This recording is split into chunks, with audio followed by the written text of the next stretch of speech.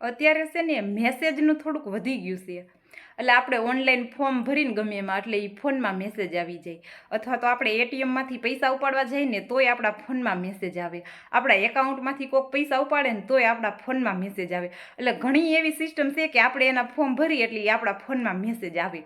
અને અત્યારે એવું થઈ ગયું છે કે બધા જે ફ્રેન્ડ ને સગા સંબંધી એ વાત ઓછી કરે ફોનમાં અને એ મેસેજમાં વાત કરતા હોય, મેસેજ દ્વારા વાત કરતા હોય.